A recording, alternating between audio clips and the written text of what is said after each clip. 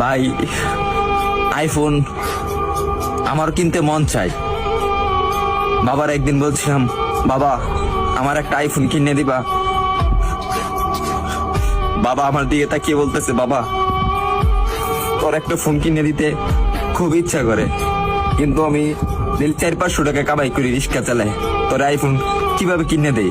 ভাই কথাগুলা আমার জন্য বলতেছি না, আমার মতন হাজারো মধ্যবিত্ত ছেলে আছে তাদের জন্য বলতেছি। আরে ভাই আমার আইফোন আছে সেটা আমি মানি, কিন্তু সবার তো আর আইফোন নাই। কিছু পোলাপান আছে নতুন নতুন শার্ট পরে, নতুন নতুন প্যান্ট পরে, নতুন নতুন সানগ্লাস পরে, 2 দিন পরে পরে আইফোন পাল্টায়। তাদেরকে উদ্দেশ্য করে বলতেছি, ভাই আমরা গরিব মানুষ, ভাই আমরা দিনের না দিন খাই, আমরা আইফোন কিনবো ভাই, কারণ 3 বেলা তো ঠিক মতন খাইতে পারি না।